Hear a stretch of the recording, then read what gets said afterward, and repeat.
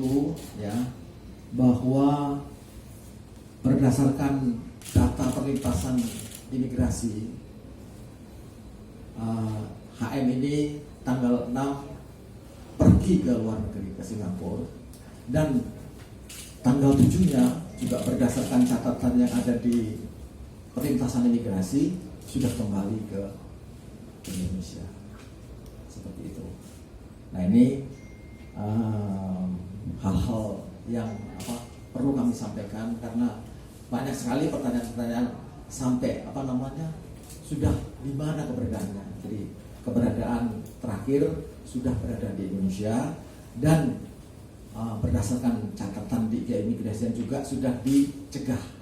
Dicegah artinya bahwa yang bersangkutan tidak boleh ke luar negeri. Nah, inilah hal-hal yang perlu saya sampaikan.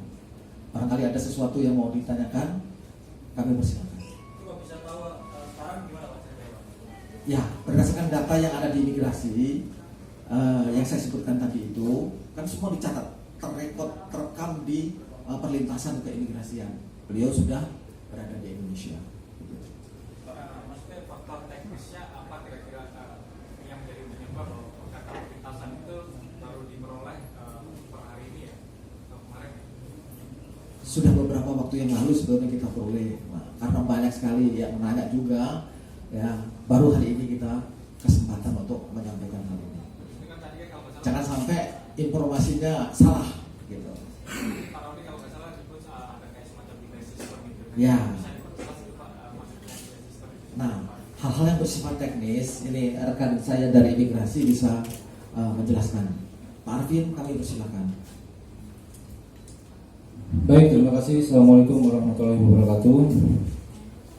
Rekan-rekan media yang kami hormati dan kami banggakan, sesuai dengan yang telah disampaikan oleh Kepala Biro Humas Kementerian Hukum dan HAM terkait dengan keberadaan Harun Masiku, dapat kami sampaikan bahwa pada tanggal 6 bila Pak HM ini tercatat keluar wilayah Indonesia, ya, dan itu menggunakan maskapai Garuda, dan kemudian terkait dengan kembalinya HM, ya, itu kan menjadi suatu perdebatan, ya.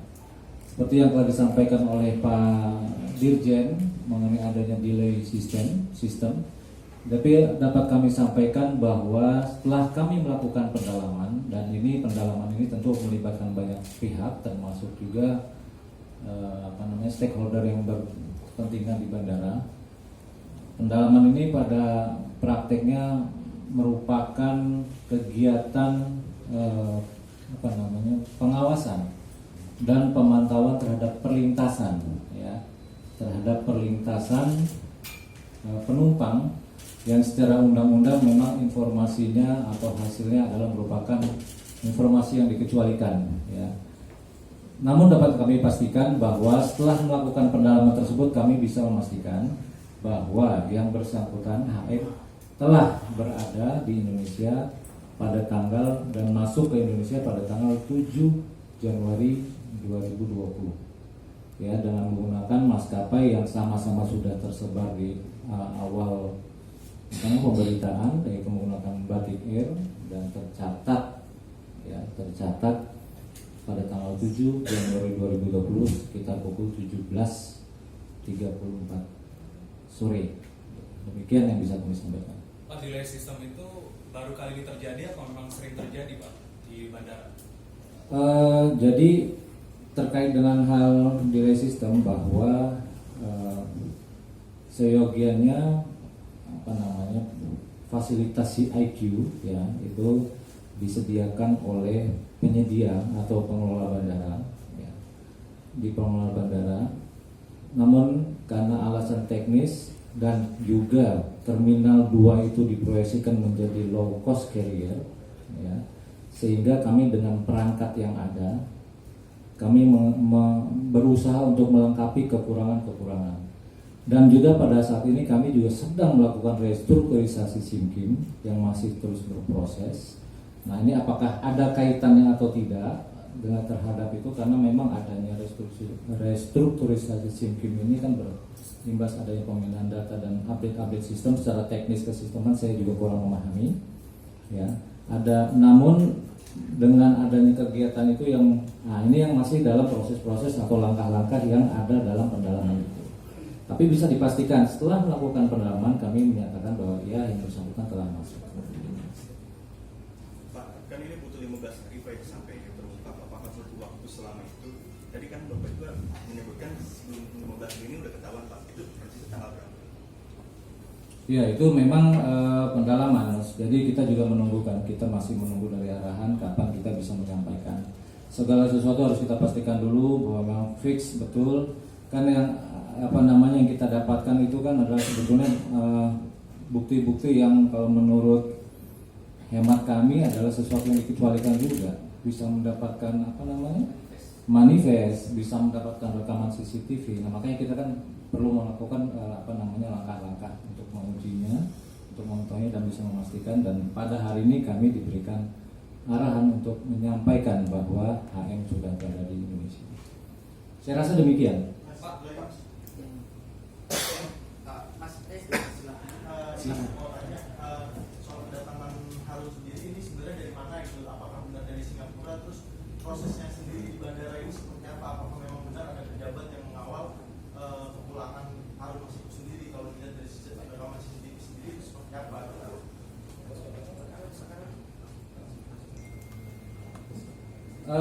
Baik Mas, dari yang kita seperti yang tadi saya sampaikan bahwa proses pendalaman ini melibatkan banyak hal. Kita berkoordinasi dengan berbagai macam stakeholder.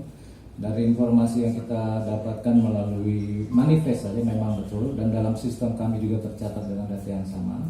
Terkait dengan siapa yang mengawal, itu masih dalam pendalaman kami. Itu merupakan suatu hal yang komprehensif dan kami tidak bisa buka di sini karena memang itu bagian dari pengawasan dan pemantauan perlintasan yang secara undang-undang memang dikategorikan sebagai yang dikecualikan. Terima kasih. Pak, kan status Harun Masiku itu kan tersangka. Katanya tadi imigrasi sudah dapat infonya sebelumnya. Ini sudah koordinasi dengan KPK nggak saat dapat info itu? Ya, sudah kita informasikan. Jadi intinya dalam fungsi penegakan hukum, ya kita selalu mendukung apa yang telah dilakukan KPK. Gitu. Intinya seperti itu. Jangan dikira bahwa kita menyembunyikan yang bersangkutan atau menghalang-halangi pelaksanaan penegakan hukum yang sedang berjalan. Jadi seperti itu. Tapi Bapak menyebut bahwa setuju dengan imigrasi bahwa beliau belum pulang ke Indonesia. Itu sampai dengan kemarin Pak? Iya, sampai kemarin. Kalau misalkan memang sudah dikasih tahu. Kita menjawab berdasarkan data perlintasan imigrasi seperti itu.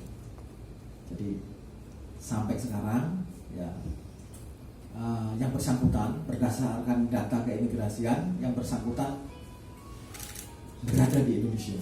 Jadi kita memberikan data bahwa dan dapat memastikan yang bersangkutan masih berada di Indonesia karena masuk dalam daftar cegah.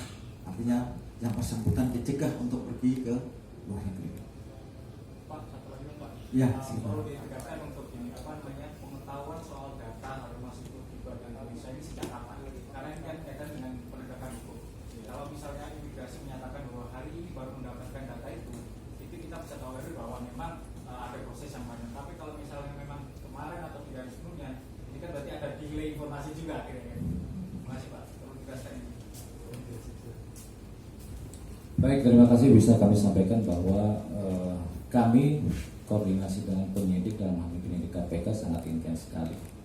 Ya, terkait dengan pendalaman dan akhirnya kami bisa memastikan bahwa HM sudah masuk ke Indonesia. Ya, kembali lagi kami sampaikan bahwa itu adalah merupakan prosesnya maupun informasi merupakan sesuatu yang dikecualikan. Kami akan sangat terbuka sekali kepada penyidik. Ya, tentu tidak kepada publik karena memang sudah dilindungi. Terkait dengan proses kemudian selanjutnya langkah-langkah apa yang akan dilakukan oleh penyidik, nanti kami sepenuhnya mendukung, ya, kami sepenuhnya mendukung dan kami juga siap membantu. Jadi dan kami untuk setelah saat ini kami menyerahkan sepenuhnya kepada penyidik. Demikian. Ada lagi? Cukup ya. Mau Terakhir ya? Ya. ini terkait jurnalis Amerika Serikat yang ditahan di Palembang.